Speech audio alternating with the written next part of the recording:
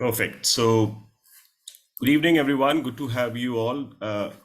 We will straight dive into today's conversation. But before we go there, let me quickly set the basic context for today's conversation, which is that we are going to discuss the part B of the draft NCP today.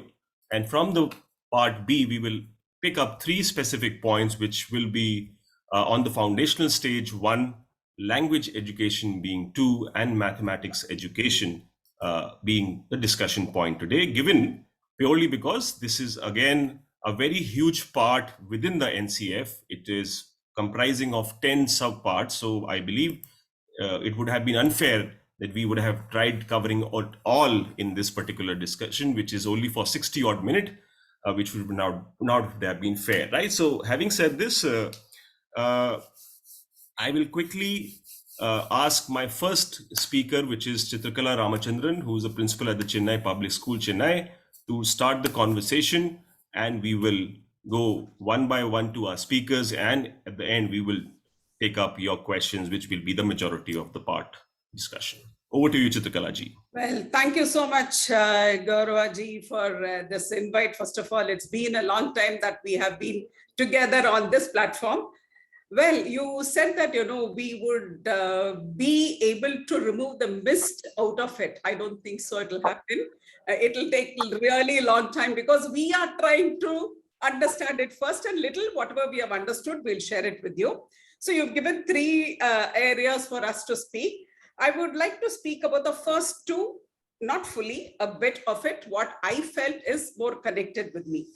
First of all, speaking about the foundation stage, the ECCE part, which is my favorite area because that has more color, more beauty, more active and things, So when I just read that, it was very much, I felt it was a very well designed thing. Reason is, if you look at our countries, the previous NEPs or the, NCFs, never we have addressed that particular group of children earlier.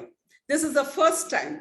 But I can see, that it has taken into account children from various areas, from a city to a rural to a tribe. Everybody is being looked into how everybody can be connected into learning.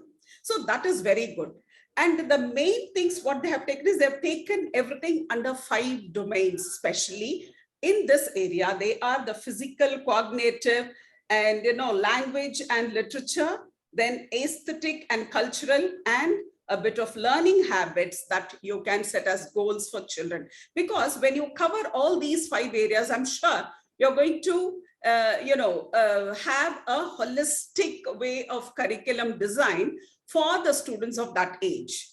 And they are very clearly advocating us to have it as a playway learning method over here, because children are first out of their houses. They're coming into school. Always when I do these preschool education programs, the first thing I say is a small step for a huge future, because they're stepping out of their houses, they come into school, they don't know where they're coming. And then if they're brought by the parents, they are absolutely clueless when they come. So we as teachers, how best we can actually design the learning curriculum for them, how best we can plan the module for them. That is what is there.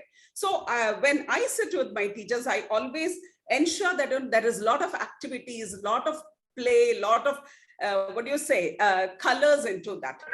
And, if you see, this speaks about the physical, because the physical domain is very, very important. Unless and until the child is fit enough, until he is physically and mentally appropriate for that particular learning habit that we are going to create there, it is not possible. So that is very important, because health and safety is given very much of prominence over here. Secondly, speaking the cognitive, because thinking, creativity, imagination, all these are quite high in this set of children. So they like to imagine, they like to create, they like to connect, they like to associate with us through what they know from their houses or from their families and with what they're learning in school. Unless and until we don't have that clear bridging between the families and the school. This is very much mentioned in that thing. Family should be bridged with the curriculum because the learning starts at home. How we can build it on top. This has been taken very well. Next to the language thing, they speak, they say language, especially in. Just a moment. Yeah, just a moment. Give me a moment, please. Yeah.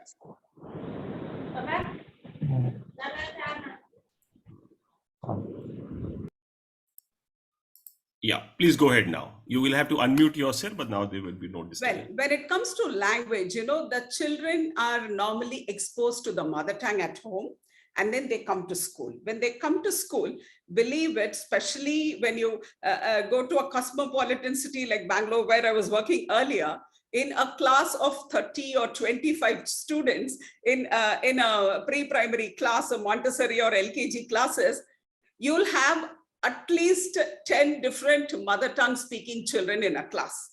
So how the teacher has to handle, I'm sure every teacher cannot speak all those languages, but we have to somehow connect with them. So that is where the challenge of the teacher stands. But yes, they have to make them come to a common language through which they can make them understand. So this is very important because here they say we have to teach through mother tongue. But I have a question which I already asked when we spoke about NEP. Which is the mother tongue that the teacher has to choose when there are so many different languages? This is one area which is a little gray everywhere, which has to be sorted out. But yes, mother tongue learning is a wonderful thing. But a country like ours, where you have so many, every 100 kilometers, you have a different language, it's a big challenge for us. Next speaking is the aesthetic and culture, because children connect more with what is happening in the family, the celebrations, the activities. When we as school connect with the demography of that particular place, you first understand the regional culture, then the culture of the child from where he comes, try to bridge it together. The child feels more safe in school. Because again, speaking about health and safety, it doesn't stay only about, physical health or physical safety. It speaks about the comfort of the child as well. So next comes the learning habit. We have to create a positive learning habit in the classrooms, which will actually drive the children to be more connected with the learning. When we are able to do this, the positive learning habits connected with health and safety, so children will become more connected with the learning. Secondly, my favorite area is language, which I would like to touch upon a bit. Because, I don't know whether I can speak 7 languages. So this is one, pride I would like to take and speak about languages. Language is very important because it's a mode of communication. But, we Indians, we normally have this feel, a person who can speak very good English is well learned. But I completely say no, it's just a medium to understand or to speak to a person. All people who speak good English cannot be a good, person with content. Because normally we judge teachers. There are parents who come and tell me, so-and-so teacher, the math teacher is unable to speak in good English.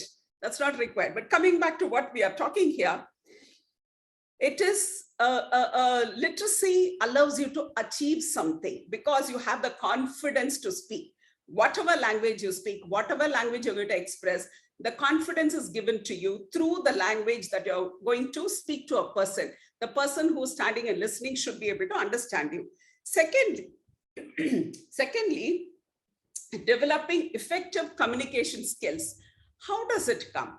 Only if the teacher in the class, especially in the lower classes in the middle stage, if they constantly give them a lot of literacy, spoken classes, or, something related to the oral activities, the confidence in speaking cannot be taken into account. So that's very important. For this, building literacy, you should have a bank of vocabulary in your head. How to create it? That comes through constant communications or by reading. The drive that we can create in the school, the learning, reading challenges, or even CBSE is coming out with all of that. They are asking us to do so many activities related to reading. So when all this is being embedded, I'm sure the language skills will be improved much. Then based on that, what we can do is the building a multilingual capability for the child. Because today, if you see any child, a basic, a child who's coming to school will be knowing 2 languages, the mother tongue and the language in which he is learning. So he should be able to express his opinions, his views, confidently telling what he wants, what he needs, and what he has learned. That is very important, wherein the teacher has to create. For that, the curriculum has to be framed in such a way, language is given good importance. And the last one, which is very, very important, is appreciation of linguistic diversities.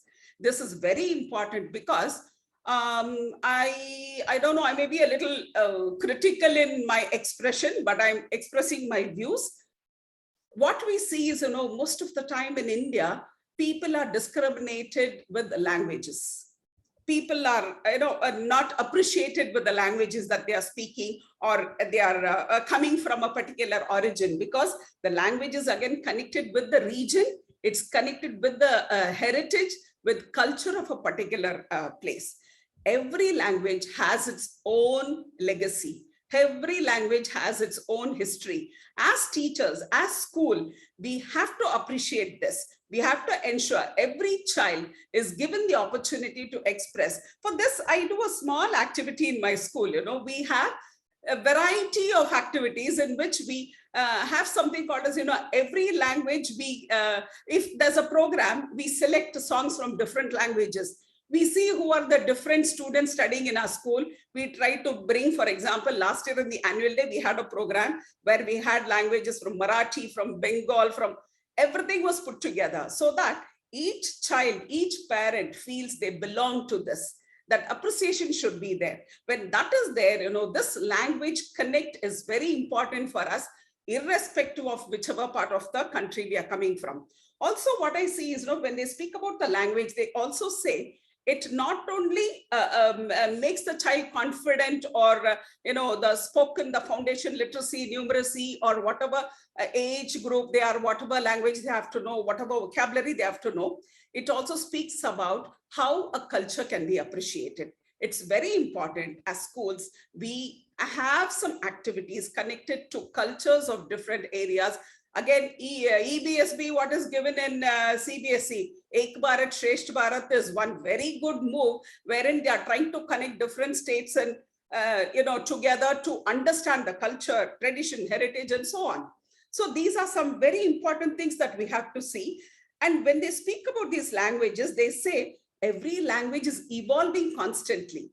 So when they evolve, there are new vocabulary which comes in. The child should be able to understand what is actually there, so that his way of presentation of his script or his lessons should be better. Also, it says, languages are different, dialects are different. If you take India, we have more than, I can say, 1,800 and odd dialects. We have 158 and odd languages and 28 and odd official languages. So everything has its own beauty. But in schools, we can take the importance of whoever is with us, try to appreciate those languages, those cultures, to make it more expressive to them, to make them feel belonging to us. That is what I feel when I read this 2.1 document. It also has given quite a lot of outcomes that a school has to focus on, how to achieve the outcomes and how to do the assessments. I'm not going into the depth of the assessments and all, because I thought we just give a bird's eye view so people can go into that. This is spoken in chapter 2, which speaks completely about language, how it can step by step increase its a way of expression or way of presentation or assessments together.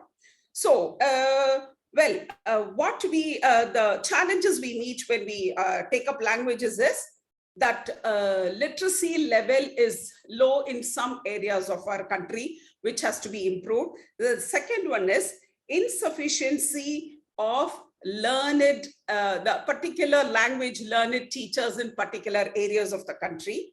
Then ineffective pedagogical strategies, which is being applied in certain areas. The next important thing is sometimes it's more of memory-based assessments which is being done, which is totally to be banned. because language is a skill. The skill has to be presented means, but I will again speak about the English question papers that we do, where we have these unseen passages. That is one right way to do assessments, where children are not going to memorize and come and write. They have to read it there. Only thing they should have that understanding of the vocabulary that they are seeing us. So these are the important things that I thought I could share with all of you. Well, thank you so much. Wonderful, wonderful. I think that's a good start to our today's conversation.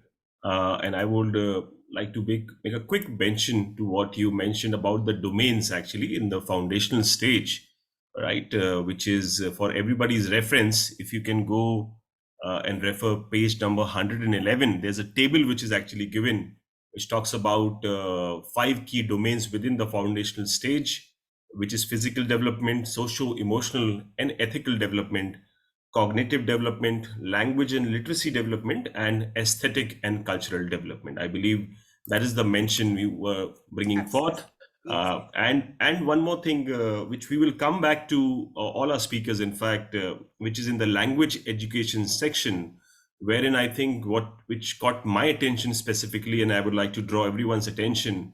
I believe that will also become a huge bone of contention going forward, is that minimum, or I would say 3 language, which needs to be really given to any sort of a student, right, who is getting into the school education system in India.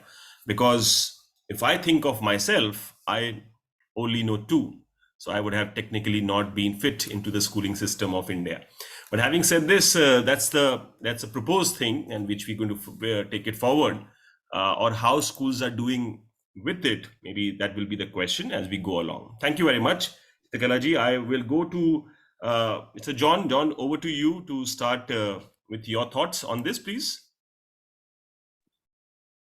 Well, good evening, everyone. And going forward from what ma'am was speaking about the ECCE and speaking about the foundational stage and communication and early language, and taking a point and cue from what you had said, Mr. Yadav, about the development. I think as all school leaders out here are very keen on seeing how we can integrate the national curriculum framework very effectively to make way for the NEP. Now, when we look at, we've been discussing in our school, we've been discussing this Panchakosha Vikas, the 5-fold development. And ma'am, you rightly pointed out just now on page 111, but when you go through the national curriculum framework, you will see that time and again, this 5-fold development is coming into place because they want to look at a holistic development of the child. And this holistic development, which Dr. Chitrakala ma'am brought in, was starting from the younger age, from the age of 2 till class 2. So those 5 years, the foundational stages, where you're having this physical development, socio-emotional, ethical development, the cognitive development, and ma'am has given a lot of details about language and literacy.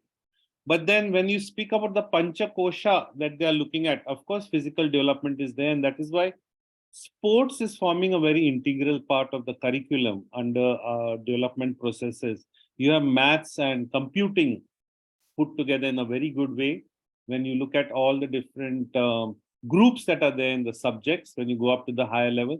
But this physical development has been constantly been emphasized on, so that we as schools produce children who are holistic in mind and body, because they're looking at development for life. In the NCF, they look at development for life. They are looking at the energy levels of the children. So I don't think ever before in our earlier NCF 2005, such in-depth study was there to look at a child from the holistic approach.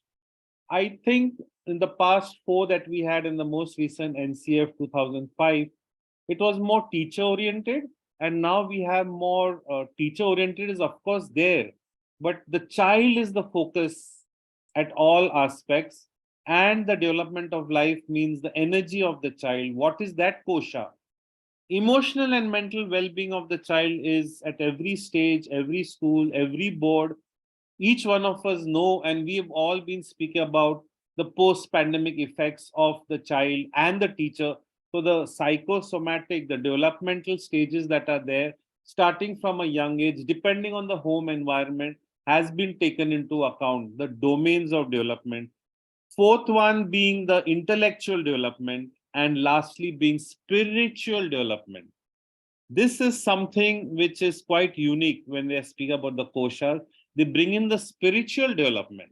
So far in schools, depends on what type of school it is, you do have some sort of moral values or values to the child. But here the NCF is purely being Indianized in that aspect to make them truly proud Indians, global Indians. And hence, when they're looking at the younger age itself with all this development, all the koshas, they are referring also to the pedagogical design that would be creating a well-balanced individual. The self-paced individual learning is something which is being brought into force.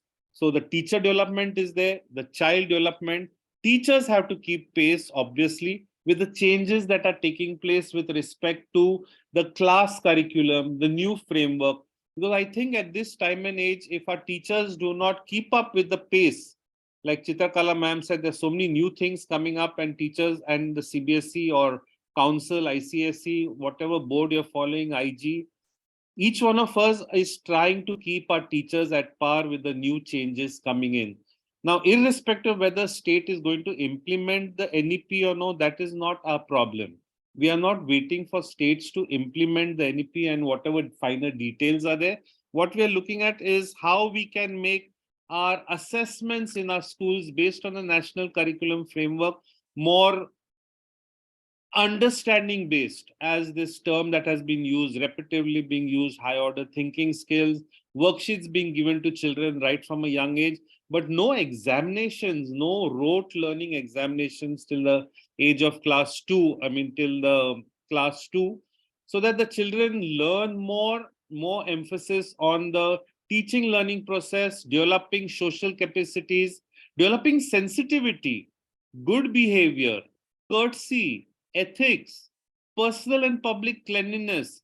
These are terms, I think, which had not been really focused on in a curriculum framework, because they are talking about alphabets, languages, numbers, counting, all that is there. That is part of a curriculum. Shapes, indoor art, craft, drama, poetry. But focusing on developing the social capacities is a very important part, I feel, to make an individual who passes out from school a well-balanced individual fit to be in society. Because what is education all about? I think the national curriculum framework has rightly noticed the fact that just having a degree or knowledge is not sufficient. You need to take your rightful place in society as a contributing member of society. And hence, I appreciate the fact that this NCF 2023 is focusing on a holistic development with ethics, which sometimes we find lacking in adults too, because they don't pick it up in school. Moral values is there, but personal, public, cleanliness, teamwork, cooperation brings in the critical thinking skills and the cooperative and the important skills of the 21st century, which is spoken internationally. So making our children more ready for the society, to take their place in society, is something I feel we as educators have to learn from this entire process. It's a 625-page document. You've rightly broken this up into different stages, but I had thought of again focusing on the early childhood care and development, only because in our school, we are looking at that area at the present moment to see how we can bring in all this, because catch them young and do a lot of activities with them where they're still not burdened by the board syllabus and the board structures which are there. So start from this, from pre-primary, the 3 years and 1 and 2, and then move on to after foundational stage. So this is where we are very excited in our school, that these are areas which we never thought that a national curriculum would focus on. Obviously, there are other things that we need to look at, the pedagogies, the assessments, the type of books that we are using, the content, all that will change later. But the exciting part for me at this moment is the younger age foundational stage, which brings in a lot of innovations for us to develop in a regularized manner. And what excites us more as educators is it's a national curriculum framework. So all of us collectively, it's not X school and Y school and legacy school doing it, or the so-called progressive school. It is all of us on a common platform, aided by the government, doing this on one level to give out wonderful students. So that is all. I don't want to go into further details. That's all I'll end with. No, fabulous, fabulous. I think you gave us two specific things. One, you gave us a very broad view of the NCF and the aims, and at the same time, you indicated what are your priorities, which is that you are very, very focused on the ECCE bit to begin with. Fabulous. Thank you very much. That is very candid of you to be forthright about it, I would say, right? So thank you. And I was making a quick mention of the language part, which I believe is section 2.4 learning standards. And I'm just reading purely so that it draws everybody's attention, which is page number 138. It says learning 3 languages. Students will learn at least 3 languages in their school years, denoted R1, R2, R3 in this document. So obviously there's more to it, but I would recommend each one of you, whenever you have time, you can go and read it specifically. May I add just a point? Sure. Just one point, the 3 language which I missed out is somehow for the past 15 years, our school is founded in 2009. For the past 15 years, all our children in primary from class 1 to 5, all of them have English as the first language, obviously. All of them have compulsory French. All are studying French. Okay. Everyone. Mm-hmm. And then they have Hindi or Bengali. Okay. So, I mean, there is a 3 language formula with us for 15 years without even thinking about it. It's just that being an international school, I mean, not an Indian language, English, French, Hindi or Bengali till class 5. And then they take up Mandarin. And so we've tried to implement without any concept of NCF, etc. We tried to introduce a foreign language at the primary level from class 1 itself, because we of course also deal with a lot of expats and people coming in from all across the globe. But we are doing a 3 language thing, which was not there in the curriculum at that point of time. Thank you. Oh, yeah. So someone who was born and brought up in UP become a little left out in this conversation. I'll tell you why. So example, when you're in West Bengal, Hindi comes to you naturally, I would say, right? And then Bengali obviously is a staple language, and English, right? Having said this, I had my tries with language when I was in my MBA. So they had this option of Spanish, and I've chosen it's a world 3rd largest or 2nd largest speaking language, and I can tell you it was a nightmare for me. I couldn't learn one bit of it, apart from hola. That's it. I learned only hola during my entire Spanish time. Having said this, I move on to Dr. Neha. Over to you. Let's hear it from you, and then we move on to our conversation. Yeah. Thank you, Gaurava. And I think one good way to make teachers learn is that tell them that, you have to kind of undergo an assessment. So this time I'm feeling as if there's a formative assessment. I'll take it as formative assessment only, as it's very close to my heart. That this is sort of formative assessment task assigned to us. And we were told that, fine, this is how you have to do it. It seems like you have, done this really well for us, because otherwise I don't think this bulk of document is something which intimidates you.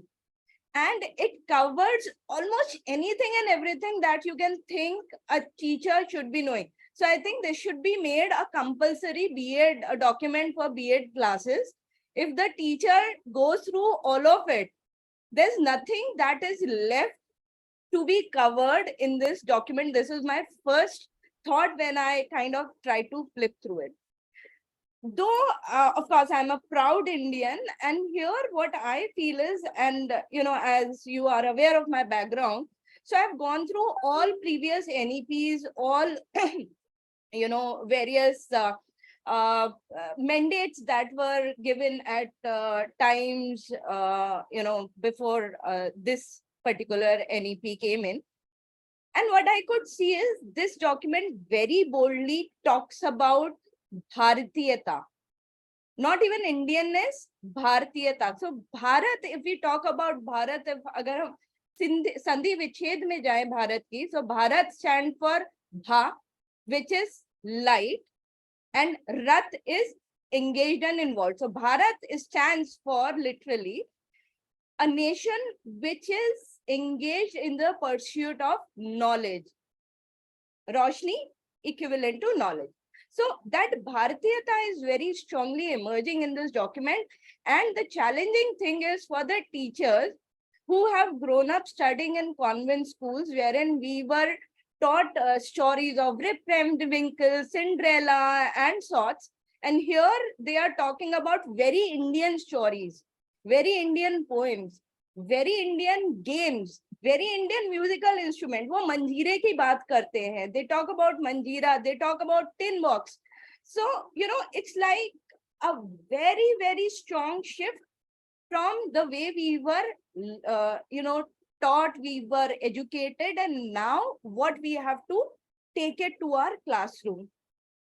So what I very strongly feel to start with this whole thing, that it is something that teachers will be needing lots of guidance as to where to get these basics, because so far they have not reached out to them. I mean, there'll be a lot of content that'll be required. They just cannot do without that support, that scaffolding. Also, what will be required is that a very strong review of our practices, because somehow we take a lot of pride. Okay, English as language is great, but we try take a lot of pride in taking and adopting Western practices. So here a mindset change will be required, that will have to give respect and importance and center stage to our own practices also, which if you explore, which we have not explored before, so which now if you explore, you'll feel that they make a lot of sense. Be it Panchtantra stories, be it Hitopdesh stories, be it stories written by Anita Desai, R.K. Narayanan, and so many other Indian authors, which we have kept in a corner because we feel that their stories are, not so important to be taken into our syllabus, into our routine teaching practices. So a shift will be required. Also, it very strongly talks about Vasudhaiv Kutumbakam. If you talk about language is one thing, as you rightly said, being a UPI, this is a challenge we have always faced, that Hindi, English, and that is it. A bit of Sanskrit maybe for few years. So we somehow kind of say that, okay, we know a bit of Sanskrit, but we know in reality how much Sanskrit we know actually. So this 3-language thing is something which somehow nowhere indicates that what kind of a treatment it is going to give to the foreign languages, which is somewhere I tried looking for it, but could not spot it. Maybe, I'll have to spend more time to it. But it very strongly talks about Indian languages, Indian approaches towards languages. It talks about literature, literature written in Indian languages. It says that, you develop literacy so that the child stays connected to the roots. So somewhere, everywhere, the major function of language they are trying to indicate is to connect to the roots. So somewhere they are saying that, if you are learning a language, you have to learn it even for the sake of knowing your culture, your literature primarily, and over and beyond anything else. One very interesting thing which I liked about this document is teachers' voices. So there are small boxes wherein teachers are talking about their practices. Teachers are talking about how they took up, say, a story, and what was the discussion that they later did around it, or what was their method to teach a poem.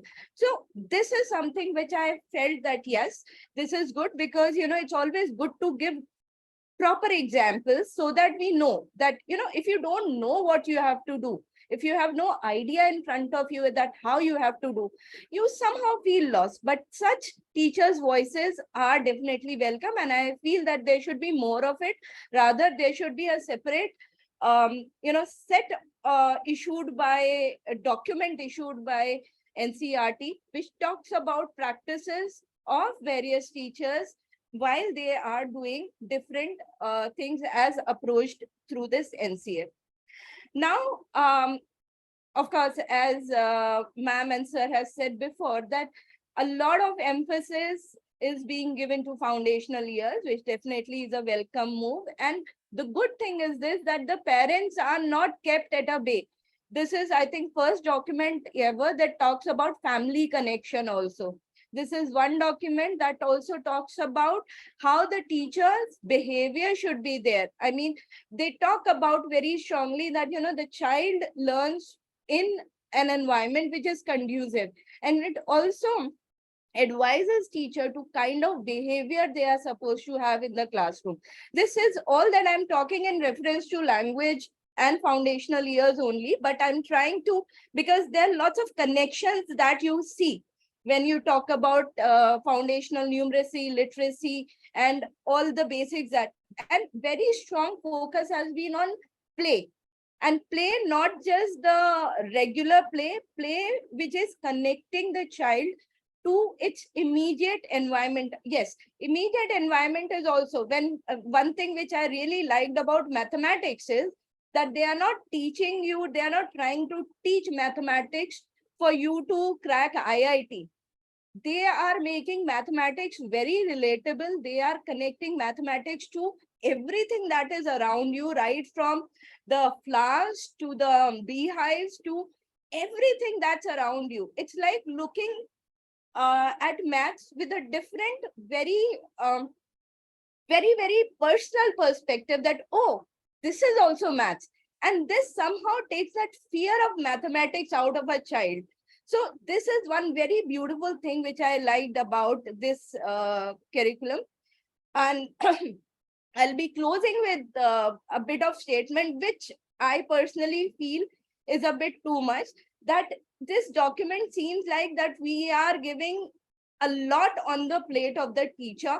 Somehow, sorry, just excuse me, my throat. So somehow, it provides too much.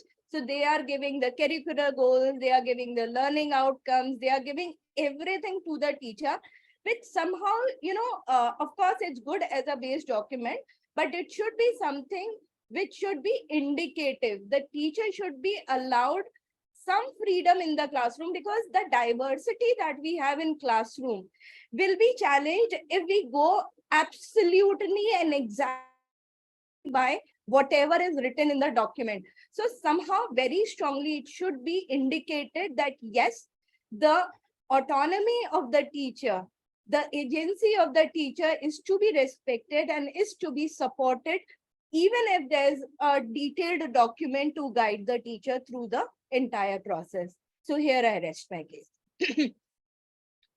I think that's a fabulous suggestion to close your final thoughts, Dr. Neha. I believe it is a arduous task actually. So our system, which was actually on, say, a Toyota Corolla, right, and suddenly you want them to ride Ferrari, it will going to be a challenge. But having said this, Anand, over to you. I think we have kept the best for the last. Over to you. Yep. Actually, I will keep it short. That you mentioned the Ferrari, it's not. I think we can't even stop thinking about the roads, right? As in, it's just not the change of a vehicle. The roads Yeah. also have to be. You can't ride a Ferrari in some of the gullies out here. Correct. I think in respect of time, I'll make it really quick, 1 minute, and I think we should open it up for questions.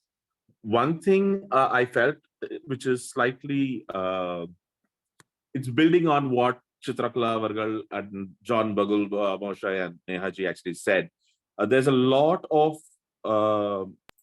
emphasis that's been given on how to do things in the ECC space. Fantastic piece of documents, right? The whole, but if you look at it, it's just not one document. There's the NEP, there's the Nipun guidelines, there is the NCF foundational stages, There's a lot of work happening with the Sri Aurobindo Society and ASA that they're putting together for to put together a whole bunch of framework on competence-based education. So there's a truckload of documents, and we need to take them together.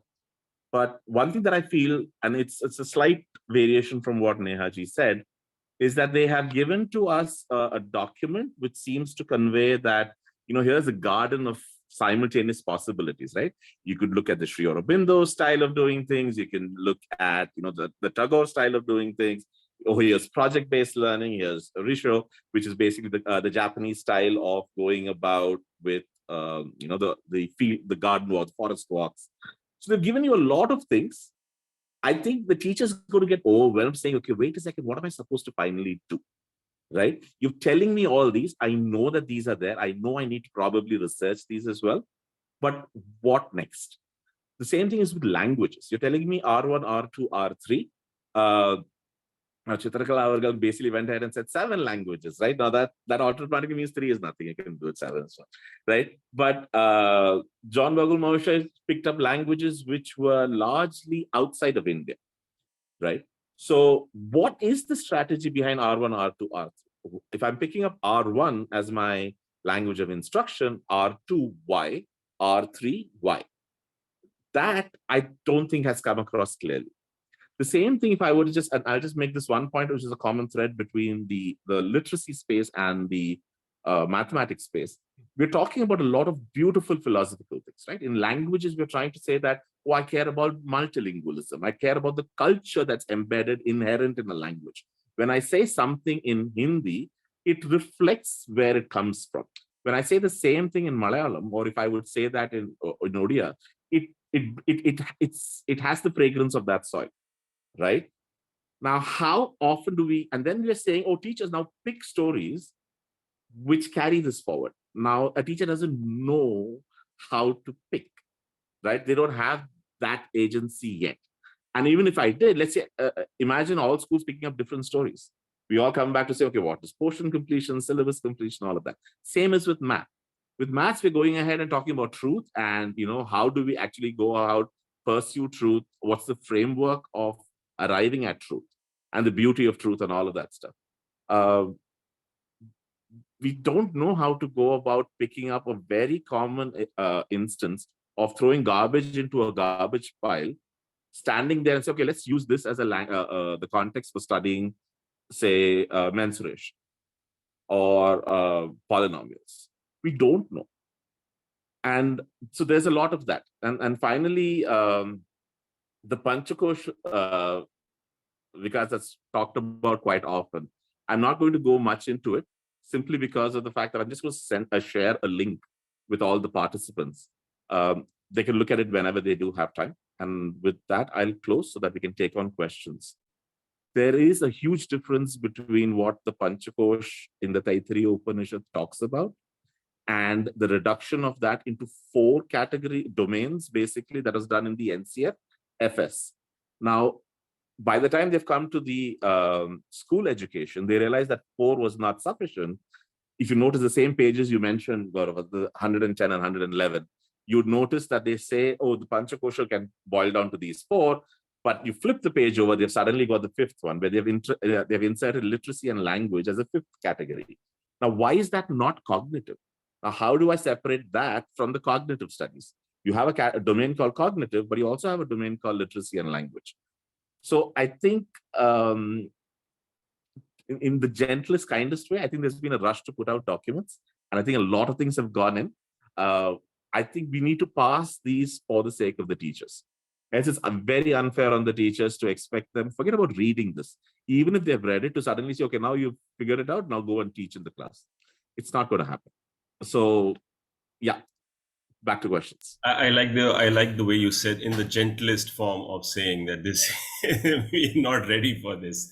Never mind. So I obviously there is so much to be said about this. I keep saying this, and maybe we will take multiple iterations on this. I mean, the moment I read it, or even I make an attempt to read it, I would say, right? Example, this page, which I was again reading, there's actually a complete page on fear of mathematics. there's a dedicated page which says, what is a fear of mathematics? Can you beat that? So having said this, every time I open it up, I get overwhelmed. I read a section of it and I go back. I said, no, it's too voluminous to read in one go. So I can understand a teacher who is going to a school, comes back and read this. Oh my God. Yeah. So And all anyways. the other three, sorry, Gaurav, the other three Please go ahead. the guests, they focus largely on the ECC. And I think the ECC has had the advantage of had a very, very voluminous set of documents. But if you notice, some of them are contradicting. You have the NEP, which was developed into the NCF-FS, which was in parallel supported by the Nippon guidelines. Now, the Nippon guidelines says certain things, right? The NCF-FS says something else.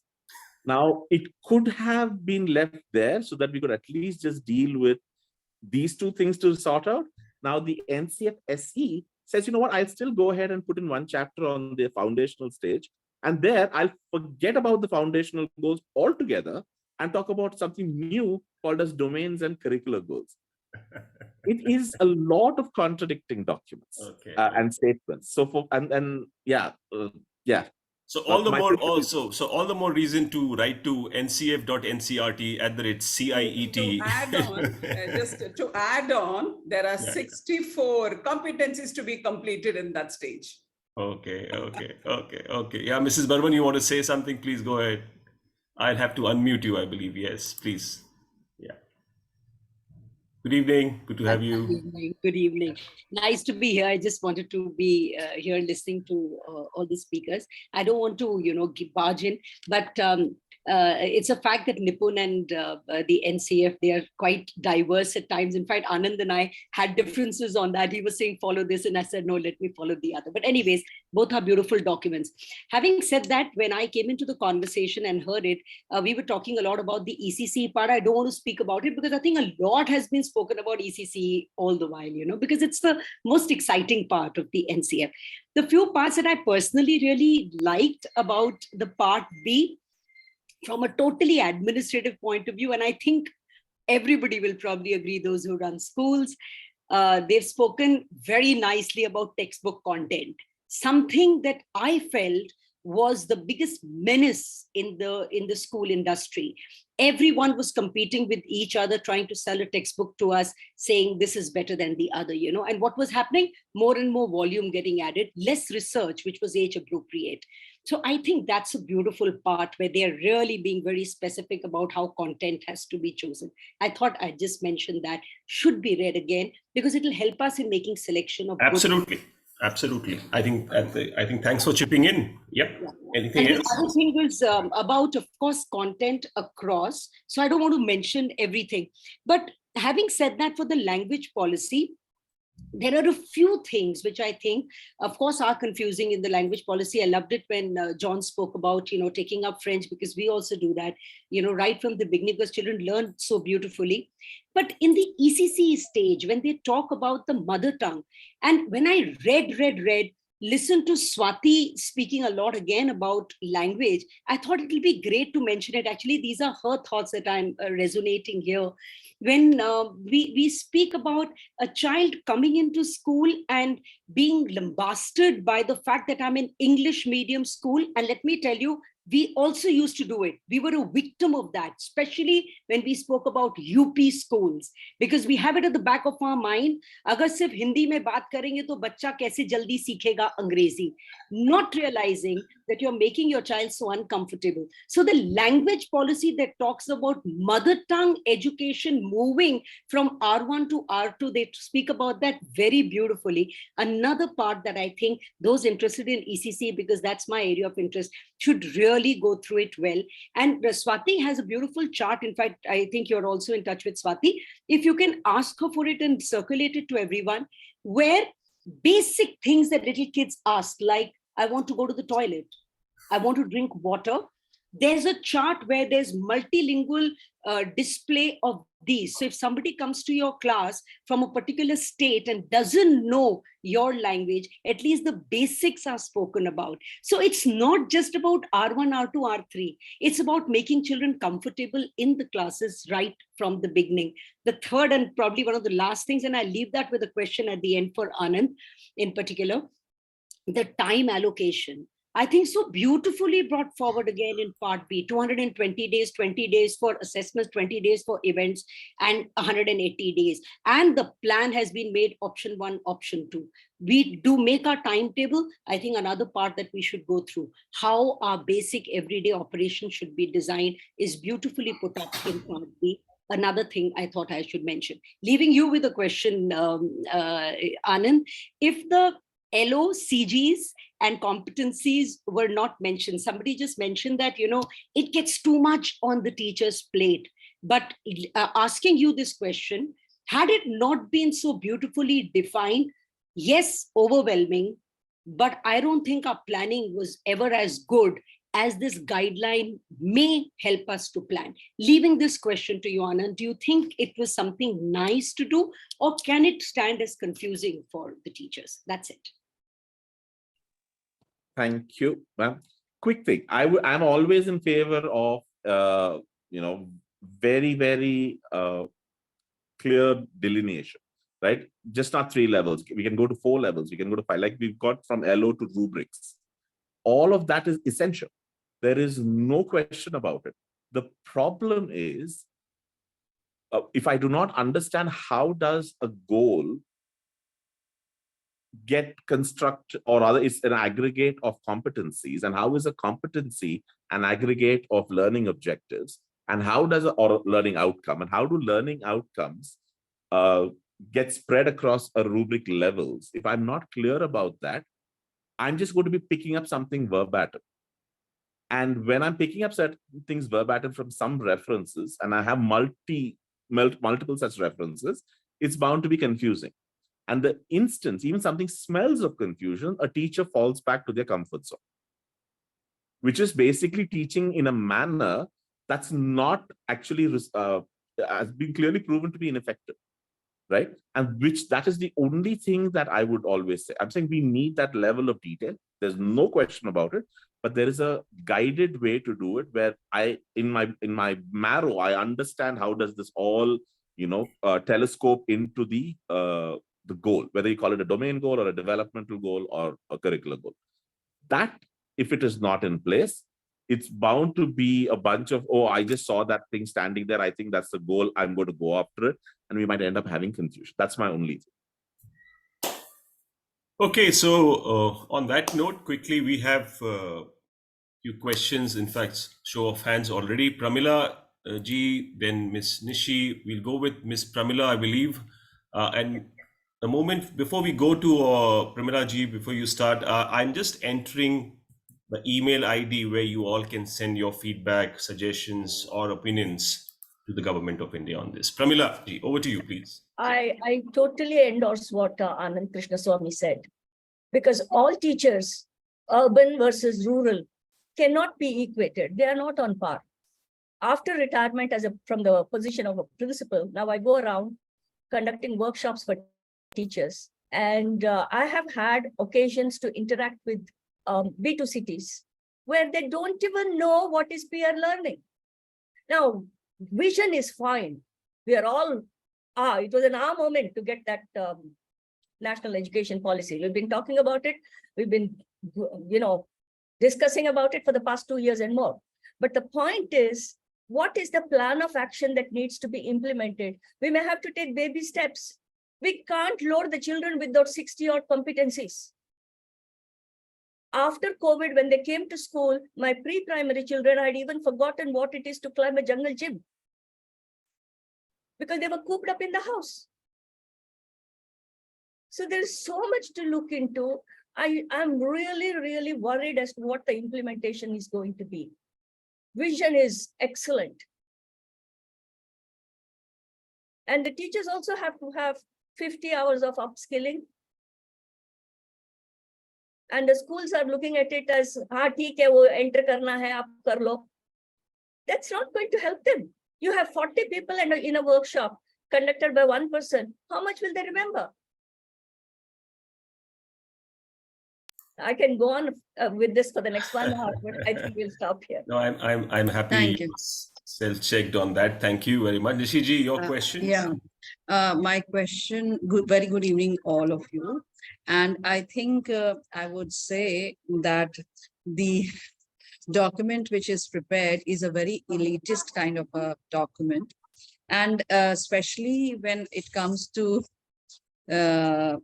pre-primary teaching, what will a school do in Bihar where the maximum weightage is of parent is to teach them in English? So that is my question, that even like when the parents come to see the school or parent orientation is done, we make it sure that the teachers are speaking in English, despite the fact that we know that it might be falling to deaf ears. So the question of multilingualism, how are we going to cater to this? Because Chitra ma'am talked about 7 languages, knowing 7 languages.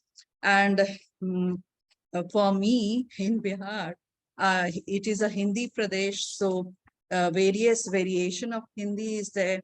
And various folk languages are there. So what exactly is Ek Bharat Shresth Bharat? For me, it is a big question.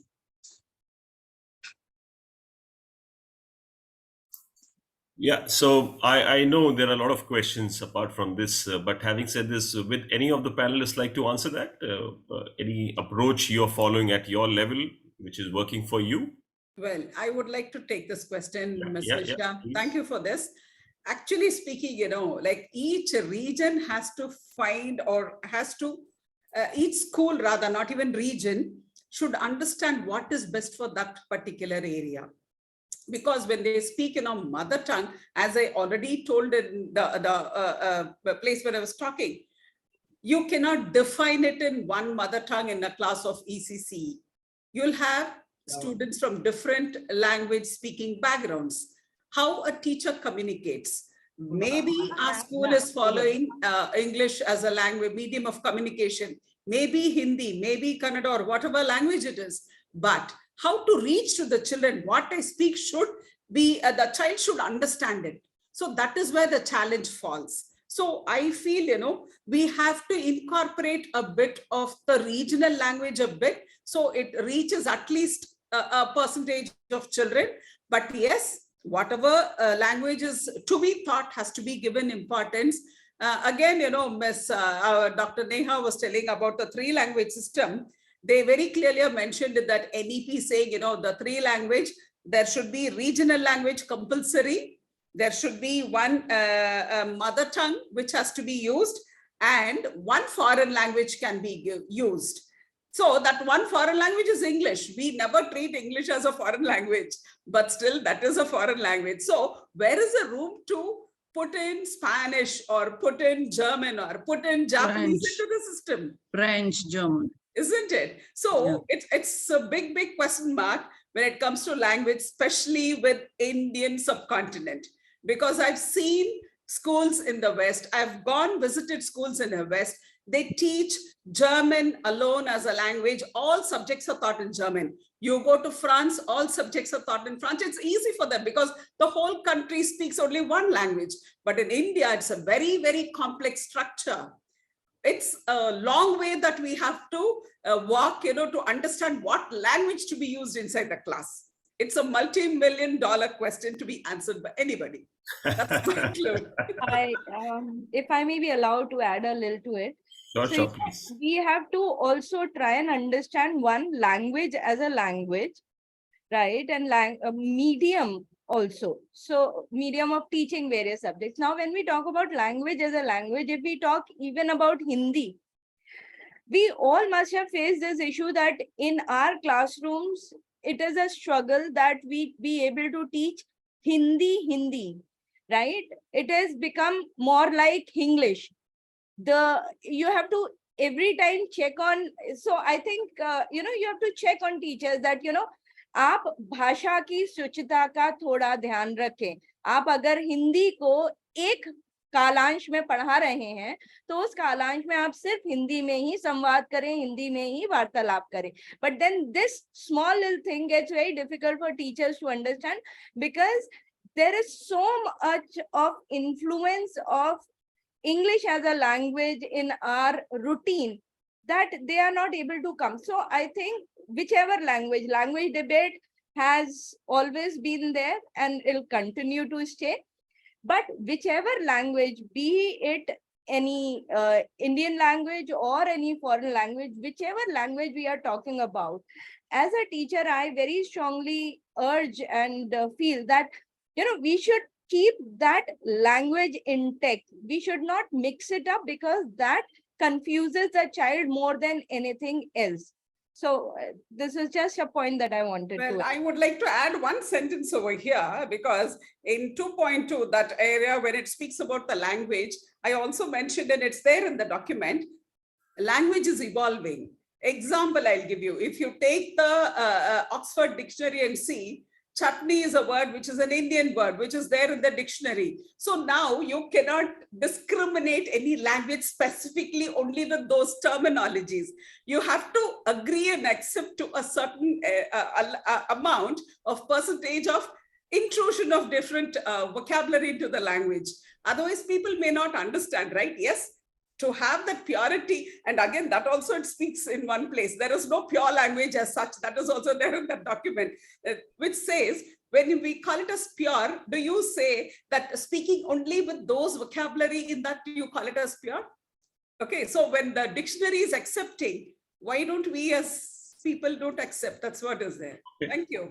Yeah. Before I come, I think Nisha Bhakar has a question. Nisha, before I come to you, I just wanted to quickly ask a very elementary question. Anyone can answer that, which is when it says at least 3 language, which means minimum 3 language, right? And I want to ask that, how have schools started approaching that, given they'll have to implement this, which is example English or your regional language is one. Is there any example of a school which is already starting this 3 language formula in their own setup? Basically, that is my question. Right. Well, here I would like to take it. In all the schools wherever I've been working for all these years, especially 20 and odd years as principal, I've had 3 languages, as Mr. John was just telling. We had the regional language, the medium, whatever English, as well as one more third language was always there in the school. Presently in my school also I have the same system happening. It's not new to the system as early as from the early years. From 2000 I'm having this. Okay. I was raised in a 3 language system all the way up to grade 9. There was language 1, language 2, and language 3. So there was depending upon where it was, right? Because since my father was on a transferable job, but at every place there were 3 languages, and that's the reason why English, Hindi, and Sanskrit, or English, Hindi, Tamil, whichever combination that you would pick up was available. But if I may just introduce this, sort of connecting back to Nishi's question. Sorry, Nisha, just to clarify on that one thing before you. So I think R1, R2, and this is what I was sort of hinting at earlier when I was sort of introducing the thing. R1, R2, R3, they need to be understood in their the strategy of import. Now, R1 has been very clearly categorized as a medium of instruction, right? Now, when you want to treat it as a medium, and I think Neha I felt was heading in that direction, that she went in a different direction. I can have something that serves as a medium of instruction, and I will study it to the extent that is required as a medium. The reason, the philosophy is actually fairly clear, right? A child that's coming in has to comprehend a lot of things. Language should not serve as a hurdle. That's the only philosophy. There is really no other thing. As in, let's not have too many hurdles. The first hurdle is language. Let's eliminate that, right? Then the other thing would be access. Things like, is this accessible to every student to understand and comprehend and deal with? But let's deal with language first. That's the philosophy. So when I have a class, even if I have a class of all different languages, I could very well ask them what works. And if they tell me it's a mix of languages that works, that should become my medium of instruction, right? The next year, because the cohort changes, my R1 might change. My R1 is not fixed for a school. This is something I think people need to wrap their minds around. It is not that R1 is a school decision and that we stick to it forever. So back to what Nishiji was basically bringing out, your teachers need to provide the confidence to the parents that we can handle English and deliver the entire learning in English that is required. That's, for lack of a better word, that's a marketing concern that you have, right? The other thing that you need to be very clear about is to be able to communicate confidently to your parents that we subscribe to this whole theory of R1, R2, and R3 because we are very clear that that form of language acquisition will unburden the child of a lot of hurdles of having to do a continuous translation. To give you an anecdote, and this is with an international student, there's a child from China, not really a child, he was a graduate from China, and these were adults I was working with, and he had to explain a particular algorithm that he was trying to. This was back in my days of consulting. And he was not able to. There was this other person in my group who's also of Chinese origin, but was raised in the US. So her English was very good. So we said, why don't you explain to her in Chinese, in Mandarin? And he did it. The assumption that the group had next was that she would be explaining to us, translating it to us. And I told her, no, you're not going to. He will now do it in English. And he was able to, because see, that simultaneous translation formation is a huge cognitive load. If I finish translating, then just presenting is a lot easier. With children, they're not able to do this so well. And hence we're saying, let's eliminate the language barrier, find out what works as a medium of instruction. For this cohort, that is the correct R1. The next cohort, the R1 could change. Mm-hmm. Mm-hmm. We have, and that is what I think these documents are letting us have. They're saying you have the agency, you have the independence to even choose the content, because now if I have a mixed content, my stories have to be different. It can't be the same set of stories that I had last year. Mm-hmm. We are used to that. Ki 10 saal tak ek hi textbook chalte aa raha hai, and that's what we are used to. What the NEP is very nicely, gently saying is, please wake up. While I have flurry of other questions, but never mind. Nisha, you owed you. Yeah. Yeah, hi Gaurava. Nice to see all of you and so many familiar faces. So it's very interesting to hear that we are making the whole issue about this region, that region, and I hear a lot of Uttar Pradesh and UP coming up. Whereas I come from North India, but working for the last 8 years out here in Andhra, in the interiors of Andhra rather. Nellore, I don't know if half of you would not even know the place. And we do have English, Hindi, and Telugu as a language, which has to be taught right from grade 1. And I don't understand Telugu. My teachers did not understand Telugu. And still we could communicate and translate and talk and set up a school. And this is not just a privileged school. This is also about the underprivileged children who would also probably assume that they would face a lot of other issues also, which would impact their learning. So I think it's a beautiful document. Yes, definitely a lot of disconnects at places. I haven't read all of it, so I'll honestly admit that.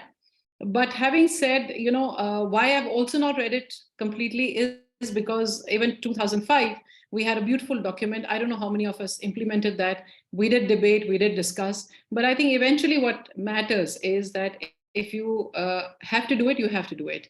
And it's not because there's a document which has come out and that's why you have to do it.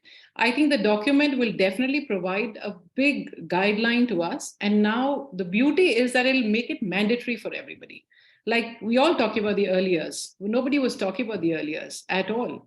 And we've been focusing early years very, very seriously. So there's nothing new that's happening. Rubrics have been happening in multiple schools, including my own schools since 2003. So I don't think there's such a big shift also, but glad that this has come in here, that at least, it forces us to at least go and inquire into these things. What is a rubric? What is an experiential learning? And at least even if we manage to do 10%, it'll work. And I don't think language is a barrier. And even if language is a barrier, we are in an India, we're not in a France or Germany or anywhere. This is going to be a reality always, no matter which document this year or after 10 years also that document comes up. I think, and all of us are going to be moving around. I've been like Anand, I've also been in a, from army background where we've been moving from Tamil Nadu to Srinagar to Assam to wherever. We never felt the barriers of language at all. Neither do I feel that barrier out here when I'm not a Telugu. I don't understand a single word of Telugu other than Chippandi in the last 8 years because it's a tough language for me to understand. I can't understand that at all. But there are other people to do that in the classrooms. There are other teachers to do it. And most of the school teachers are from North India, and still we manage. So I think it's more about accepting the document rather than, of course, we need to debate on what's not right. That's also very important so that we create another level of a better document. But it's important that we pull out what's right in this document and see how best can we implement and talk about that and invest our energies there rather than discarding it and not making it about North India, South India. I think it wasn't the intention. Never mind. Because even in South India, trust me, people don't understand English. Like in North India, they don't understand English. Even in South India, they don't. In Telugu, here they speak Telugu only. They don't speak English at all. So it's as much a struggle as it is, whether it was in Gurgaon with an elite school, whether it was an IB school in Jaipur or a Cambridge school here in Hyderabad, and now in the interiors, that's a struggle that's going to be there. But that's the beauty of it, I think. Anyway, but thanks for chipping in and calming down the nerves. I would say that, right? That's the job you do. But Padmashri ji, before I come to you, I have a question for all of us, in fact, and specifically Anand. Anand, so example, when you mentioned, say, Sanskrit example for me, right? So while I was in the setup of, say, the northern states and all that stuff, right? How much of a advantage do I hold when I say, example, I'm fulfilling that criteria of 3 language, which is example, I'm learning English, Hindi, and Sanskrit. But as a student, when I go to the next level example, right? How does it really serve me in the overall ecosystem of things example, right? That is what my question was. And more than that, more elementary, which was possibly more helpful for all, that example, now there's a huge fixation to a 3 language, which is being brought up in the document. What is the approach a particular school is adopting, which will help the larger audience example, who are still dabbling with this question, with 3 language, how do I bring into the fold example?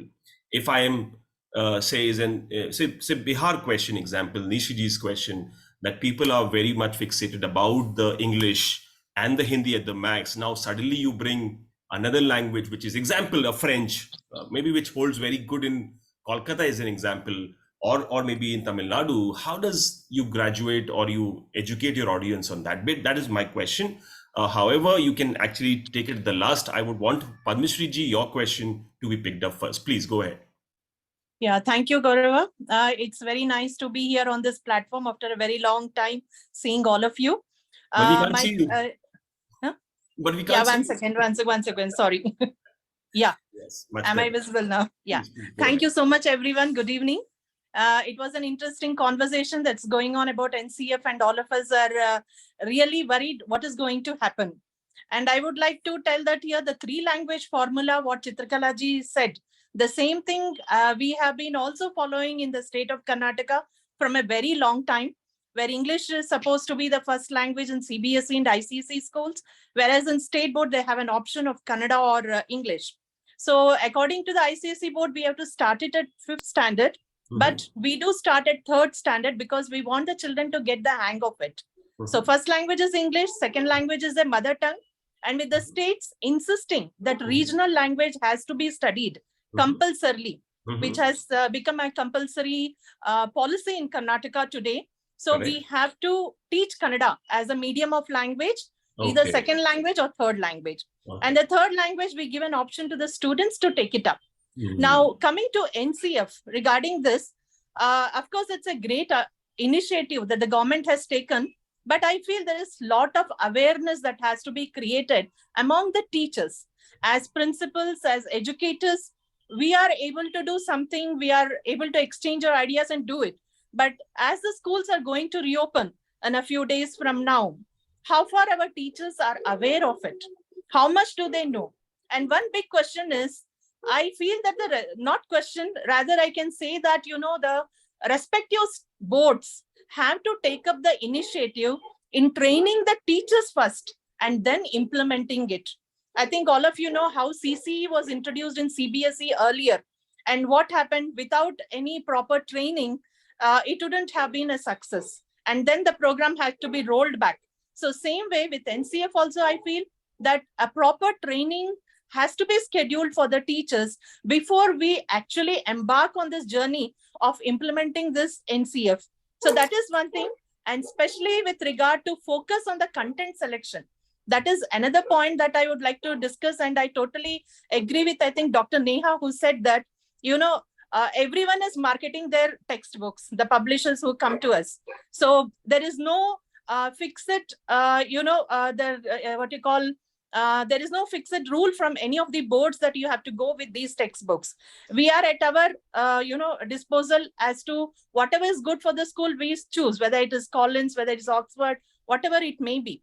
So that is another big question. How much do these cater to the NCF? Because everyone is marketing saying that it is according to the NEP.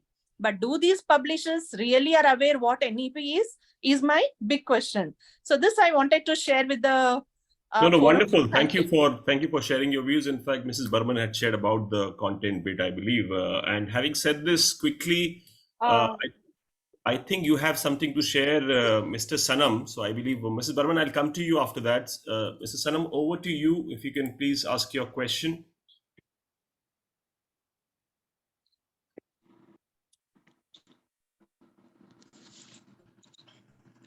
Yes, good evening to everyone. Namaskar. Good evening. Yes, please boliye question. Yes, sir. Yeah, regarding mathematics, very beautiful answers, and regarding the 3 languages, also very beautiful conversation until that. I am from Andhra Pradesh, very remote area of Jagayapeta. As I see, it is that Srimati Kshetramal Vidya Mandir, Jagayapeta, Ramco Cements. Now, my basic question already, madam asked the training. See, 1 second, mathematics also training and Nipun Bharat guidelines and FLN guidelines, as well as that NCF SC guidelines. So these, instead of these all the guidelines, what about that higher educations, as well as that competency examinations like JEE and other part of examinations? Here, we are struggle like anything to implement that all the things. Like NCF, whatever maybe, until we discussed all the things one by one. Here, we are ready to implement that. Other hand, what about this JEE, other applications? Here, the student may not be get that confidence levels in that particular part. Recently, we can see that this year only, we can see that how many students are suicide. After the 10th standard, they're going to the intermediate and they're going to that intermediate first and second year or +1, +2. After getting the result, immediately suicides will happen. That is it NCF SC or else NCF FS or else FLN or Nipun Bharat guidelines will give the confidence of the student for this all the things? Who need to modify these all the things? There is no talking about this one. Very clearly talking about all the policy makers doing the policies, but real ground situations, everybody forgot. So absolutely, point well taken. There is no two ways about it. Very clearly, where is that realities? There is, we are with you, Dharamji, but we can share to the people. Correct. So as I said, that firstly, please do voice your opinions. I would say that I think usually what has happened is people have taken these documents and have possibly have to do just because whatever you've been told to you. First time you have been given such a beautiful opportunity, share your views, and let's just see what emerges from there on, right? So that's the only help I can say right now. Amrita ji, your question, then I come to Miss Vinita Khurana. Yeah, and these will be the final 2 questions. Go ahead 1 second before that, back to Mr. Eleshwara's question. Yeah, sure. I think the government is taking strides to bring and fold these people under the higher education plan. There is an NCF that is expected to come out for higher education. That's the link that I've just shared on the chat as well. That's the latest Indian Express article. Thank you, sir. It talks about how they're planning the IITs, everyone in. So your concern, I think, has been raised by a lot of people that unless we fix the entry criteria of all of these elite institutes, everything below it cannot be talking about a different world, and these people expecting a different thing. That And that's where the quota factories and all of those stuff will keep flourishing. So I think everyone's aware of it. They're just struggling to figure out how to do it. Right? And I think we can all have and I think exactly like what Gaurav was saying, we could send in ideas saying that, you know what, if we did this, this might actually help, it might ease, so on and so forth. But yeah, that's just, we're starting. It's still the first few steps. Absolutely. Thank you, Anand. Amritaji, your question. Yes. Oh, sorry. Yeah. Okay, so just somebody just mentioned, how do I manage with my teachers and how to take this 622-page document? I don't think we should really take this forward as of now, unless they really need to give their comments, etc., because it's only draft. I'm talking about the SE. But for the others, what I have done is, I'm just sharing what I've done in my schools, all the institutions, is we've broken down the NCF FS into different chapters, which is already there, and made them read it, and taken a formative assessment of it with the teachers, had discussions on it also, and just taken a very informal formative assessment. And the teachers are loving it because we've broken it down and we've discussed it. So I just thought I'll share one of these practices that we've done with everyone. It's really helped in teachers reading the document slowly. My question, what is new with the 3-language policy? Can anybody explain to me? I thought India has a 3-language policy for years together, except that they've spoken about the other things in language, I think, where we should be concentrating. There's really nothing new. All of us have been doing. I come from Calcutta. We studied in Hindi, we studied English, and I studied Bengali as my 3rd language. So 3 languages that people, there's an uproar about. I still don't understand. 3-language policy has been in India for years together. Actually, it's been, I think, if I'm not mistaken, ever since a particular year, almost after independence, or at a particular point, we started with the 3-language policy. What's new about it? If I can just share one thing, and this is more document based. So basically, when we talk about 3-language formula, the one that we are implementing currently, if I talk in terms of what Ministry of Education talks about right now, is that nationally they say that the 3rd language will be introduced in grade 6, right? But there are states which introduce in earlier classes as well. So because education is both a state subject as well as a central subject, so states do take this liberty of introducing their state's language, official language, in early classes as well, like many states in South, Maharashtra, and many others do it. But officially, if I talk about what center says, is that it says that introduce the 3rd language in grade 6, teach it for 3 years, 6th, 7th, and 8th. And then after that, they come back to the 2-language thing. So this is basically the structure right now. But what we can make out from this document, that they are now planning to introduce 3 languages right from the early years, that foundation years.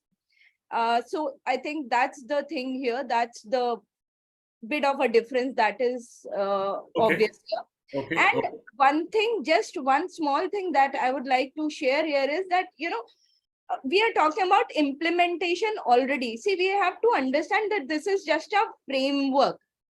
Framework is basically a guiding document for boards or to the academic authorities to define the broader syllabus, design the textbooks, and these textbooks, when will be coming to us, will be having the elements that are being talked about in the curriculum framework. So we can read it, we can study, we can discuss it to get acquainted with the ideas that are harbored in it. But we don't have to be in a hurry, or we don't have to take the stress as to how we have to implement. It will gradually come down. And usually it is said in the Sarkari system that any policy takes around 10 years to get implemented properly. So it is just 2 years, or the 3rd year we are in. We'll have to just go with the flow. Okay, I had a little pun to it. Basically, by the time the 10th year you implement, there's a new policy which comes up. Never mind. But Roja, your question, then we... Sorry to jump in. Just a bit of a clarification to what Neha said. So I'm reading this from page number 138. It says clearly, The aim is to be an independent reader and writer in R1 by age 8, that's grade 3. A student will demonstrate similar levels of literacy in R2 by age 11, which is grade 6, and in R3 by age 14, that's grade 9. So it's not really a thing of doing it from day one. We are building it on different stages, and the roadmap is a little different for each of these.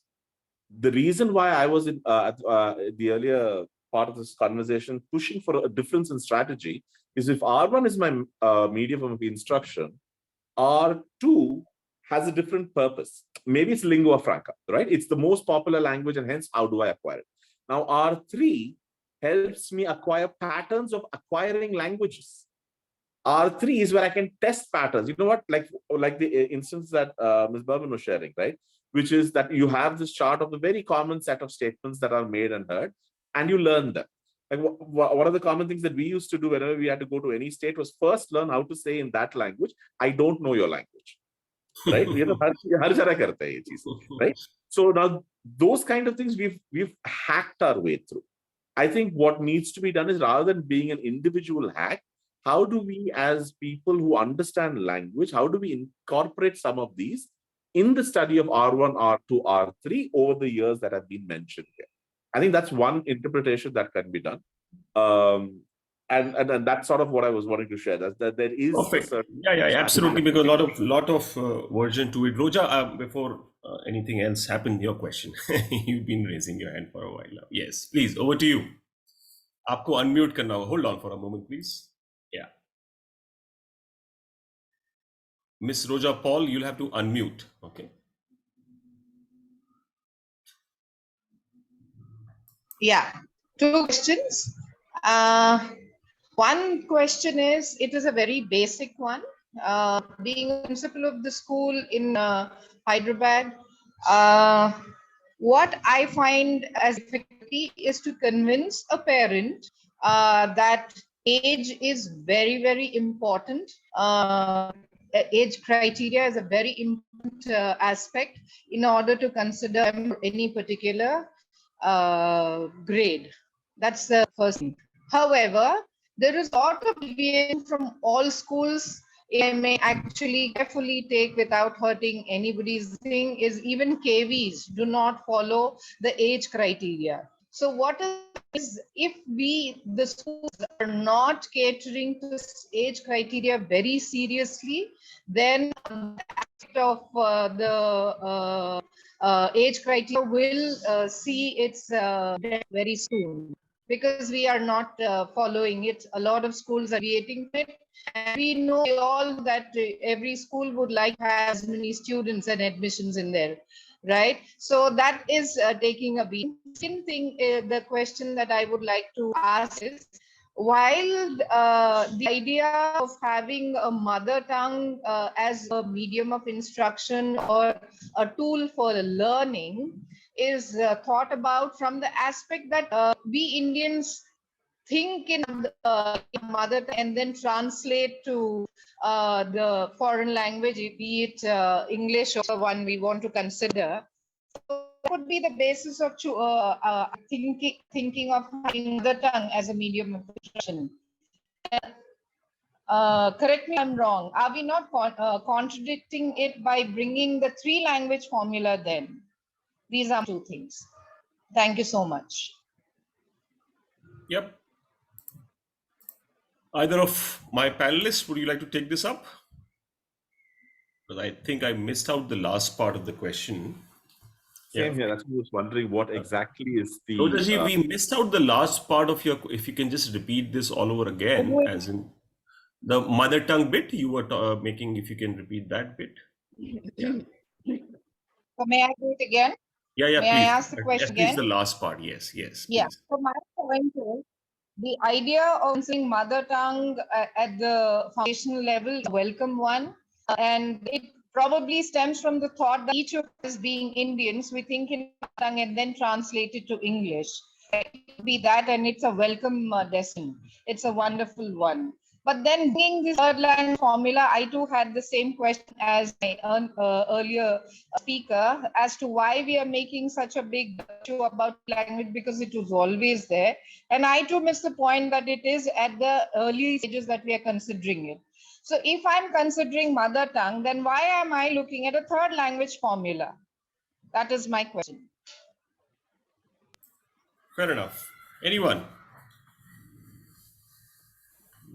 I think she has a point there, actually. Well, Yeah. I would like to just tell, Yeah. she was telling about, translating to English from mother tongue, or, thinking in mother tongue and translating to English.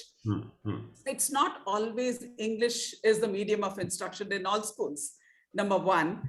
And number two, see, the child is more comfortable in the language that he or she speaks at home. And, that to be a medium of instruction will help the child to learn better without fear.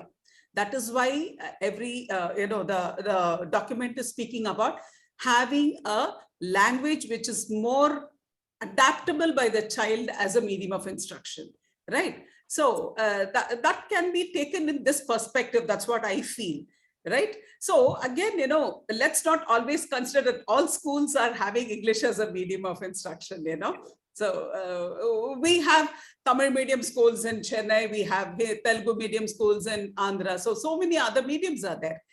And, as I started when I said, all people who speak English are not very intelligent. That's just a medium, a skill to express yourself, right? Thank you. Rakesh ji, you have a question, please? A quick thing, if I may add to Yeah. Go ahead, Anand. This is to Mr. Oja Paul. I think, and I said this earlier, but I think it'll probably be reiterated till the document gets to its final stage. Is there's never has there ever been a statement stating that R1 has to be a mother tongue, right? They're making a statistical observation. Again, I'm going to read from the document, which says R1.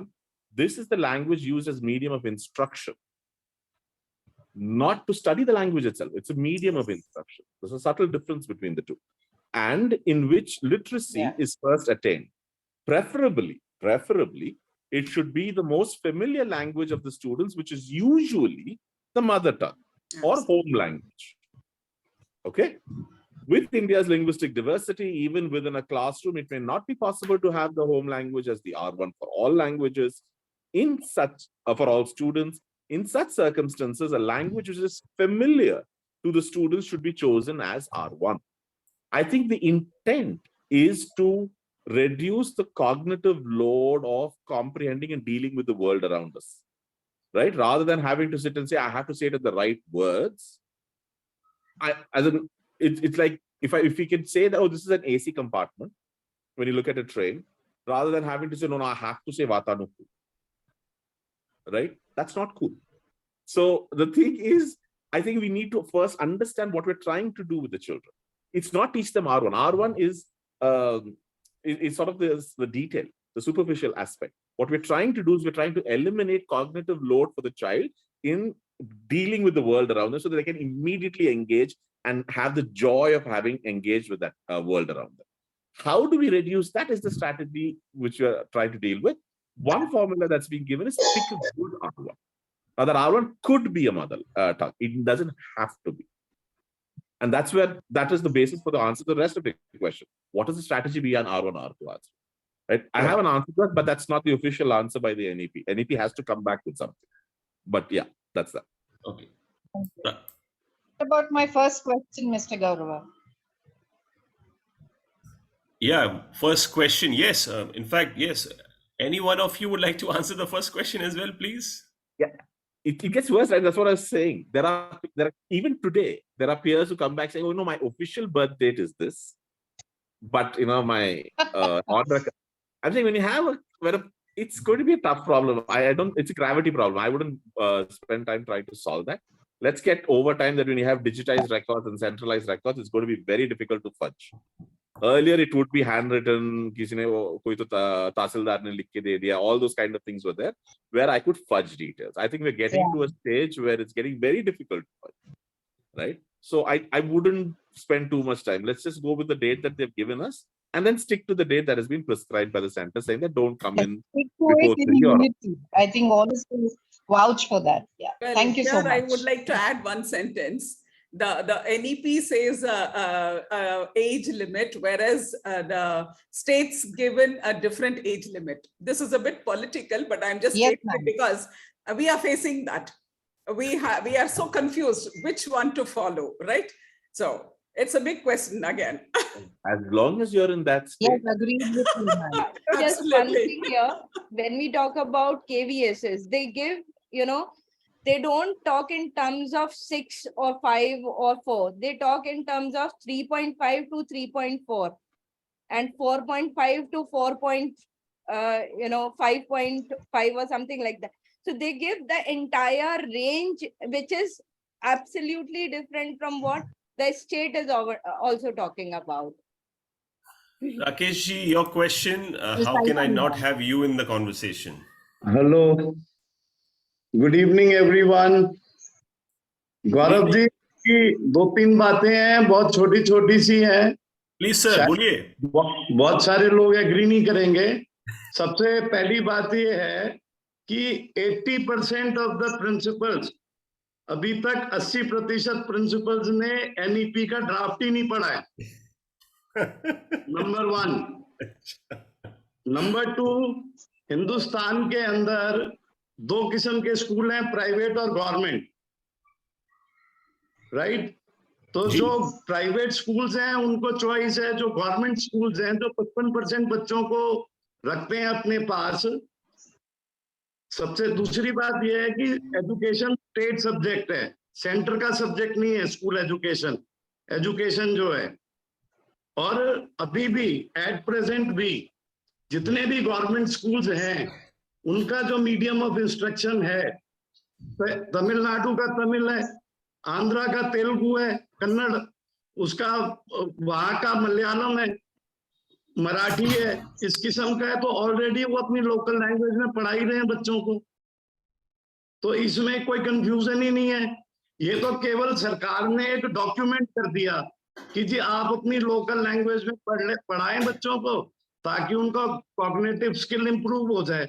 Already वो पढ़ा रहे हैं और private schools के ऊपर कोई foundation ही नहीं है, तो कोई इस बात का वो है ही नहीं. और तीसरी बात ये है कि जो ये कह रही थी कि जी अभी केवी स्कूल वाले 3.5 4.5 लेते हैं, ऐसा कुछ नहीं है. देश का एक ही है, वो है क्लास 1 में बच्चा 6 साल का होना चाहिए और वो कट ऑफ डेट है 30 सितंबर 30 सितंबर. जो गवर्नमेंट ऑफ इंडिया की कट ऑफ डेट है वो 30 सितंबर है. 30 सितंबर को क्लास 1 का बच्चा 6 साल का होना चाहिए, जिसको बढ़ा करके अब सरकार ने 7 साल कर दिया है, जो इस साल नहीं अगले साल से लागू होगा, राइट? और तीसरा एक स्कूल है केवी स्कूल, केंद्रीय विद्यालय. अब केंद्रीय विद्यालय उसको कैसे टेकअप करेंगे? केंद्रीय विद्यालय के अंदर तो ज्यादातर सेंट्रल गवर्नमेंट एम्प्लॉइज के बच्चे हैं. अब वो उसको कैसे टेकअप करेंगे? सेंट्रल गवर्नमेंट एम्प्लॉइज के बच्चे तो घूमते रहते हैं, उसको कैसे टेकअप करेंगे? तो ये जो लैंग्वेज की बात है, ये सब है, ये अभी डॉक्यूमेंटेड है. और अब जैसे तमिलनाडु गवर्नमेंट ने लास्ट वीक कह दिया कि जी हम तो अपनी एजुकेशन पॉलिसी ड्राफ्ट करेंगे, we will not go with the NEP. इसी तरीके से आंध्र प्रदेश ने कह दिया कि जी हम अपनी एजुकेशन पॉलिसी ड्राफ्ट करेंगे. मिजोरम ने कह दिया हम अपनी एजुकेशन पॉलिसी ड्राफ्ट करेंगे, राइट? तो फिर एनईपी का कोई पर्पस ही नहीं रह गया, वो केवल एक फ्रेमवर्क दे दिया उन्होंने. और अभी तक आप हंसेंगे इस बात को सुन के, मैं आपको दावे से कह रहा हूं 80 से 82% प्रिंसिपल्स ने एनईपी का डॉक्यूमेंट ही नहीं पढ़ा. आप काफी जेनरस हैं, आप 80% बोल रहे हैं, मेरे ख्याल से तो 95 ने नहीं पढ़ा है, but having said that that's a separate conversation. चलिए, thank you for bringing your point Rakesh bhai. That's why we have forum like this. Yeah. Sorry, Anand.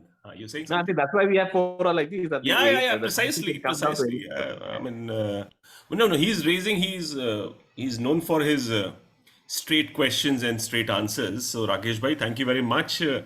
I think Nisha has something to share. Nisha, over to you. and then we actually will close it. This is 7:10 by my clock. I thought we are still 6:30. Very Never mind. quickly, Rakesh ji, central schools have they have to take all the transferable jobs. Kids. I mean, I come from a Kendra Vidyalaya out and out. So whenever you get transferred, the school has to take you. So वहाँ पे कोई वो I don't think उसमें कोई भी objection करता है. There's another category also जो यहाँ mention नहीं हुई. There's a school like an underprivileged school जहाँ पे the age does not matter at all. Because we have children in grade 5 who technically should be in grade 5, but they do not even have the learning standards of grade 2. So we have to do that bridge course. So we don't follow the age timeline so much.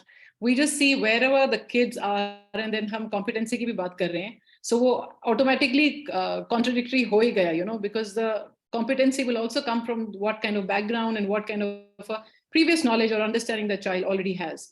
These kids do not generally have that.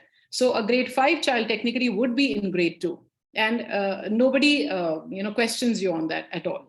So this is just a framework which largely should be followed, but yes, there are going to be a lot of these gaps here and there at all. And last जो आपने principals की बात कही, एकदम I totally agree, क्योंकि हम हर बारी teachers को बोलते हैं कि teachers को ये करना पड़ेगा, but I think the best would be, instead of educating thousands of teachers, let's educate that few hundreds of principals. Let them go to their schools and take this on, because I think on the platforms all of us claim that we know it. हमको जब सबको पता ही है तो फिर why are we struggling? Why are teachers struggling? Our teachers should not struggle, because that's what technically we get paid for. So I think that problem should get sorted out. So CBSE should focus on educating principals and hold them accountable if their teachers are not learning. Thank you so much. Perfect. On that note, which is like a kadwa such, having said this, thank you very much to all my 4 panelists. Thank you, Chitrakala ji. Thank you, Dr. Neha. Thank you, Mr. Bagul, and Anand, last but not the least, right? We would continue to do this dialogue, everybody who is with us this evening. Before we finish, if you allow me to share a joke over here, which I've physically seen this, in 1987, 88, those days when I was teaching in a remote part of the country, I had accompanied a parent to put the child in a government school. The parent did not have a birth certificate. The school, the headmistress of the school said, how old is your child? The parent was unable to say. Then he said, ask your child to hold his ear like this. If he's able to hold his ear like this, he's 6 and above. Okay, so that was the assessment done to put the child as 6 years old over there. This is absolutely what happened in India when I physically witnessed it. Okay. Just for a light. No, fabulous. Absolutely. We and I think we have come a long way from where we were. Right. So on that note, as I was mentioning, thank you very much. We will continue this conversation, I believe, and I think what has also emerged, and I will keep it very simple. I would request each and everybody to please read these documents. These are very, very, very important documents, and I think. What are your questions answered? I actually, but purely, I will take that with you separately, Anand, just because. 45 seconds, just quick 45 seconds if you're okay with that. Okay. So what's the point of having studied Sanskrit, you asked? Yeah, right? Exactly. Very simple. I think it gives you access to some of the primary sources. The fact that I could actually write the article that I've shared earlier, which is on the Panchakosha and how that has been, in my opinion, mistranslated. I could not have made that statement other than just stirring a hornet's nest, unless I could have gone to the primary sources and done the entire thing, right? Like how Neha ji, for instance, very in her flow is able to do the Sandhi Vichaya. That's only possible when you actually know a particular language. Correct. I'll give you another language. The 4th language that at my place, which we were taught, was Urdu. Why? Because my father was an ardent fan of all Urdu poetry and prose. It was not assessed, right? But then the very fact that I'd done 3 languages and I just fell in love with the way languages were structured and how they, sometimes they just sound beautiful. You like to say certain words and you want to just keep saying those words over and over again till someone chucks you out of the room, right? And that happens because, like, Urdu in a sense has been crafted to be that kind of a language, for instance. Now, I wouldn't have had the appreciation hadn't I done my 3 languages and understood that. But a lot of the hacking, as in like, how do you acquire languages? Where do you start? which ones do you start approximating to nearby languages that you've heard? Like what Nishaji was talking about Telugu. Now, had she been raised in some other southern Indian state, she'd start seeing similarities between them, right? My wife's from the interior hills of Himalayas. So that's Jaunsari is what they speak there. I can do a lot of correlation between Jaunsari and some of the other dialects and Hindi. Now, all of this is just an academic exercise that can be dismissed as someone's joblessness or a skill that one has acquired, which allows them to jump into anything, talk certain things in their particular language, make connections, grow. These are all skills. And that's why I like the fact that we're going to a competency-based model. So just that's all that I would say is that. Why learn Sanskrit? Correct. Because it gives me access to this thing. No. So it also teaches me certain absolutely. So one is that I'm all for one should actually, be comfortable. If you are really loving to do that particular thing, I want to acquire more language. Example, Chitrakala ji. She'll be any day a better equipped individual if she moves to Germany because she knows German, right? So all that stuff. But what I will take that up separately with you purely because this is now completely out of time. And thank you very much, everybody. We will hope to see you in the next 15 odd days. That is by the way we will plan another session of ours. And obviously, please do keep sharing your views, not only on that email ID. If you want us to improve on the format of this particular conversation, because we have just done 2 sessions, I believe there are certain areas which I'm personally observing we can improve on. Example, I believe that there can be a reading session of this entire document actually, which is that we take up some specific aspect of the document, which are absolutely the critical part to be understood. And then from there on, only the utility of this session or the time which you're investing in these conversations become better, I would say.